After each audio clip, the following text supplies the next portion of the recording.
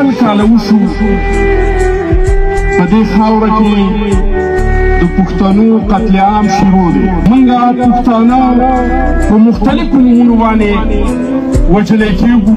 دا کوم جنګ په موږ باندې مسلط شوی دی دا جنګ بای ډیزاینینګ جنګ دی. ما سره د خپل ځان، د خپل سر، د خپل مال، د خپل اولاد هیڅ قسمه یره او خطره نشته. زما جرم دا دی چې زه دا خبره کومه چې شل کاله وشو په دې خاوره کې د پښتنو قتل عام شروع دی.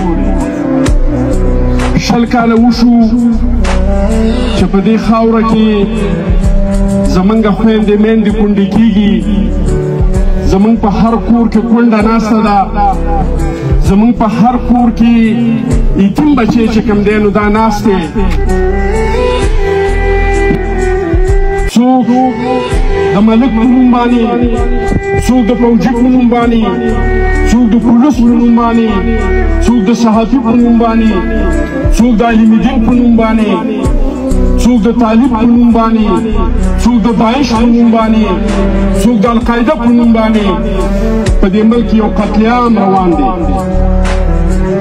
خو دا یو خبره مشترکه ده چې که په هر نوم سره یو سړی دلته په دې خاوره کې قتل کېږي نو دا یو خبره په هغې کې مشترکه ده چې د پښتون ښځه کونډه کېږي، د پښتون بچی یتیم کېږي او پښتانه چې کوم دی سپین ږیري پلاران د خپلو ظلمو بچو لاشونه چې کوم دی دا قبرونو ته کوځوي.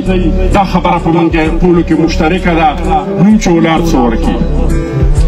زه دا خبره کوم چې دا کوم جنګ په موږ باندې مسلط شوی دی دا جنګ بای ډیزاینینګ جنګ دی.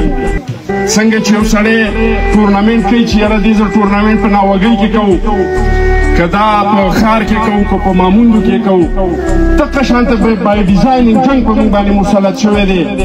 زمونږ دا خاوره، زمونږ دا قام، زمونږ دا ولس نور د دې جنګ متحمل نشي جوړېدلی. موږ نور د خپلو ظلمو بچو او ځوانانو لاشونه قبرونو ته نشو کوزولی.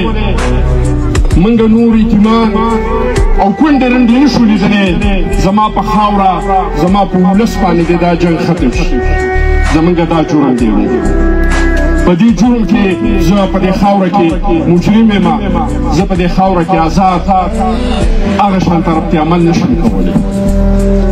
ما سره د خپل ځان، د خپل سر، د خپل مال، د خپل اولاد هیڅ قسمه یره او خطره نشته. زار سړي ته دا خبره په جار کړو چې سیاست د قام اواز پورته کول، د قام مقدمه لړول دا د بې غیرت او بزدله سړي کار نه دی. کوم سړی چې خپل سر په تلي کې نشي ګرځولی هغه چې هر کار کوي هغه دې کوي، خو هغه د قام اواز پورته کولو دعوا نه کوي. دا د بې غیرته او د تله سړي کار نه دی. ما سره د خپل ژوند، د مال، د بچو د حال هېڅ پروا نشته دی. که په دې جرم کې ما څوک وژني، که پانسي کوي مې، ما ته په هغه مرګ باندې فخر دی. ما ته په هغه مرګ باندې هېڅ قسم افسوس نشته چې زه د دې قام، د دې مظلوم ولس دپاره نه خپل سر قرباني ورکوم. په دې ما ته څه افسوس او دغه نشته دی.